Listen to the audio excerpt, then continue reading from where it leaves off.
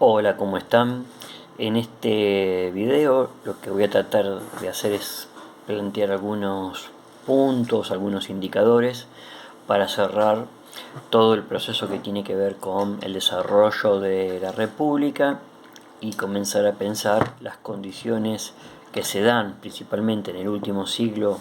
de la existencia de la República para ver las causas que llevan a su colapso y su transformación en el Principado. Bien, en primer lugar, justamente hago una reflexión en torno a este último término que utilicé. Hablar de colapso debería ser repensado y el mismo remite a la idea de algo que se desintegra, que se destruye, y por supuesto que hay una finalización de este proceso político, pero el mismo se resignifica y se reestructura en un nuevo orden que es el del Principado. Entonces ese colapso en realidad hay que pensarlo más en términos transformativos. Número uno, número dos, esos términos transformativos hay que pensarlos en etapas, como ya dijimos cuando se planteó el tema de la expansión mediterránea. Esa expansión fue la que fue impactando sobre diferentes elementos organizativos, políticos, económicos y sociales de la República Romana y llevaron a la reconfiguración de la misma, y que por supuesto era importante pensar estas etapas de las que habíamos hablado antes para poder organizar una transformación de las mismas, ¿no es cierto? Un primer momento entre el siglo V y IV, más concentrado en el conflicto en torno al mundo latino y de la Italia central, una transición en el siglo III bajo el impacto de la guerra contra los cartagineses y la avanzada sobre la Magna Grecia, y en el siglo II todos los debates que se van a empezar a acelerar a partir de la destrucción de Cartago en el 146 a.C. y en ese mismo año de la derrota y desintegración del reino helenístico de Macedonia. Ese es un punto de inflexión. El 146 es el momento en donde Roma encuentra ya la capacidad logística y militar para comenzar su expansión definitiva sobre el Mediterráneo, y en ese proceso se reabre todo un ciclo de conflictos mucho más profundos tal vez de los que se venían desarrollando, que durante un siglo son los que organizan la reestructuración de la República en este nuevo modelo del Principado. Bien, entonces como primer elemento, sin ninguna duda, un punto significativo de esta segunda mitad del siglo II es la famosa reforma de los Gracos. Cuando hablamos de esta, siempre la misma está concentrada en torno al problema de la reforma agraria que Tiberio y luego Cayo, su hermano, buscan impulsar, pero que en realidad es un problema mucho más profundo y que es interesante cuando uno lo revisiona, lo revisita desde el alcance político que pudo haber llegado a tener el mismo, para pensar cuál hubiera sido la situación histórica de la República si estas mismas reformas en su integralidad política hubieran tenido el efecto deseado. Como primera cuestión, no son para nada reformas de carácter revolucionario, es decir, que lo que se busca constituir en la reforma de los Gracos es un programa que pueda redistribuir un conjunto de tierras del ager publicus, que permita que aquellos que han obtenido tierras de forma fraudulenta, pasando las 500 yúgeras, que era la medida que se utilizaba, estas mismas se puedan redistribuir, y esto de alguna manera viene en continuidad con lo que ya hicieron en su momento Mario, con una distribución de tierra a sus veteranos de guerra, y busca de alguna manera poder reconstruir ciertos elementos del tejido social que, como ya habíamos explicado, el proceso expansivo había destruido, principalmente la figura del campesino medio, que aunque no era tan así como se pensaba antes frente a un modelo productivo esclavista absoluto, sin embargo tuvo un significado fuerte. Uno podría pensar de primera mano que esta reforma lo que busca es reconstituir ese modelo del campesino soldado ciudadano. En parte puede ser que esto haya sido posible desde un punto de vista más discursivo, pero en términos concretos reales, el alcance real de lo que pudo haber sido llevado a cabo esta reforma en ningún momento puso en discusión las grandes propiedades. en ningún momento desde el plano económico pone en discusión la estructura política de este emergente sistema esclavista que se estaba conformando, sino que se permitiría la repartición de un conjunto de tierras que tal vez o estaban inactivas o que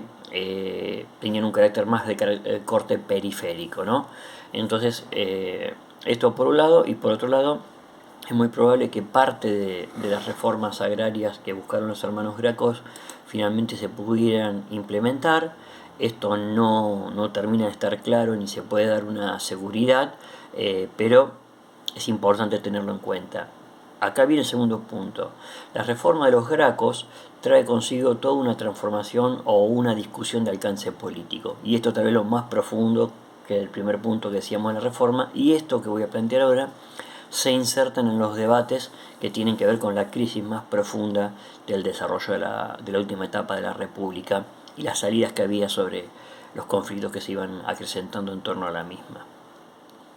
El primer punto es que, habiéndose conformado la nobilitas en torno al siglo IV y III, es decir, que una facción, una parte importante de los grupos de plebeyos ricos que promulgaban siempre el acceso a mejores condiciones políticas e institucionales, finalmente se inserta en la estructura de poder junto con los patricios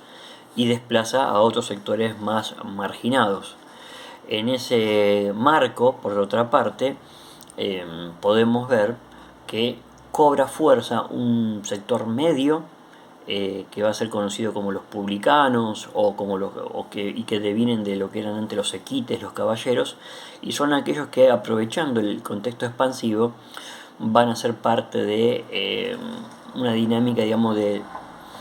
no sé si está bien decirlo así, tercerización, pero sí aprovechamiento a través de la figura de estos del pago de impuestos, elementos de la logística militar, y por lo tanto es un grupo social que se enriquece, que adquiere un estatus importante, sin llegar a ser parte de la nobilitas,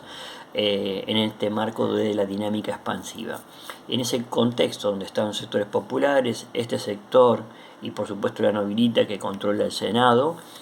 con los matices que puede haber al interior de este grupo, la reforma de los Gracos viene a traer un punto que pudo haber sido de quiebre. ¿Cuál es este? En un contexto donde el tribunado de la plebe puede ser el instrumento político único y concreto para adquirir un conjunto de demandas por parte de sectores populares que estaban más relegados,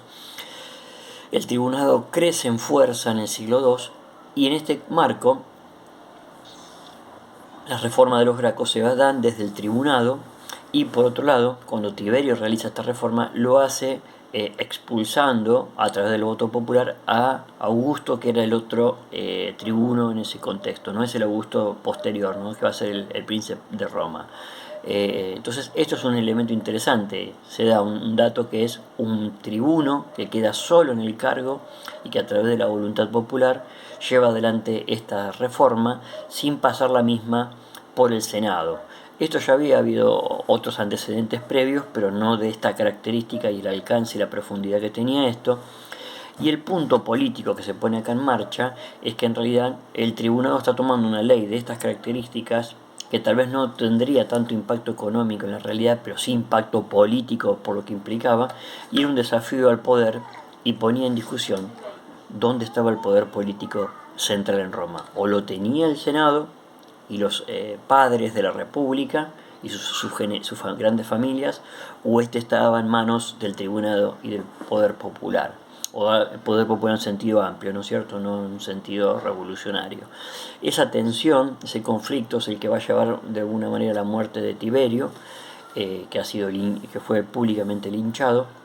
y luego a la de su hermano, ¿no? Y en ese marco también lo que se va a poner en discusión, hay otros temas que no voy a tratar de profundizar, como es el intento de redistribuir el tesoro que ingresa de Pérgamo para poder justamente llevar a cabo esta reforma. Lo que se pone en discusión es qué institución y con ella qué sector social detenta el poder político en Roma. ¿Es el Senado o es el tribunado? Finalmente se impone nuevamente el Senado, y también con esto se impone la idea de la posibilidad del senatus consultus ultimum, es decir, que si se considera que hay un peligro para el sostenimiento de la República, se habilita la posibilidad preventiva de que se realicen acciones violentas, como van a ser las muertes de estos dos hermanos, ¿no? Y en el imaginario político griego, esto después lo va a retomar Cicerón, existía un concepto que no estaba presente en el mundo romano, que era el del tirano. Y esto va a ser insertado y volver a poner que antes era la figura del rex en torno a Tarquino el Soberbio, ahora se va a distribuir la figura del tirano, y pensar que estos actos de los gracos pudieron ser el intento de líderes políticos que, apoyándose en el poder del pueblo o en la representación del pueblo, para ser más preciso, quisieran destituir y desintegrar las antiguas tradiciones políticas que se conservan en el Senado. Esto nos muestra que la carga de violencia que se empieza a desarrollar al punto de asesinar a dos personajes públicos de tamaña importancia en este tipo de revueltas, y que luego lo vamos a ver muy fuerte en el siglo I, nos muestra que la violencia política que comienza a desatarse en las calles en Roma, que se vuelve facciosa, es otro de las dinámicas de los elementos de crisis y del problema de la representación. En ese marco del problema de la representación cobra un punto muy importante al inicio del siglo I el conflicto que se da en la guerra de los Oki, de los aliados, en donde en esa estructura de política de ciudad-red que se va conformando la República Romana en su expansión en el Mediterráneo, los itálicos piden la ampliación de derechos y convertirse en ciudadanos romanos plenos, lo que lleva a una guerra civil, una guerra de un carácter inédito para la historia de Roma en torno al 90 y 88 a.C., que a pesar de que es triunfante la República, esto hace que en un par de años, sin embargo, estos aliados itálicos terminen adquiriendo los derechos de ciudadanía romana, y que Roma se transforme en una ciudad de alcance ya itálico frente a sus nuevas expansiones y posesiones en el marco del Mediterráneo. Y el punto final es la crisis de la representación en torno a los poderes individuales, primero con la figura de Pompeyo, luego con la de César, que van a desatar el final del proceso de la República, siendo los sucesores de un conflicto que ya en su momento habían iniciado otros generales como Mario y Silas. Es decir, el poder político concentrado en los grandes generales que han construido ejércitos clientelares que les responden de forma individual a ellos y no ya a la estructura del Senado y por ende de la República, y que son estos instrumentos militares los que les permiten el acceso al poder. En toda esa dinámica podemos ver que César desde Occidente, Pompeyo desde Oriente, Augusto también desde Occidente y Marco Antonio desde Oriente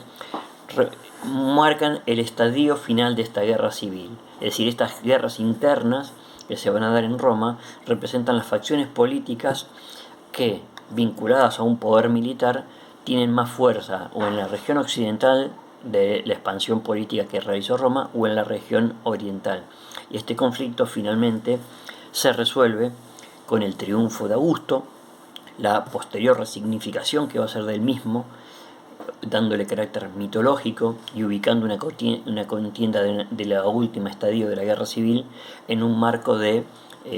una contienda entre los valores de Roma y los valores decadentes del mundo oriental representados en Marco Antonio y Cleopatra. Pero detrás de esto lo que podemos ver es que esa estructura de república de la ciudad-red se tiene que reconfigurar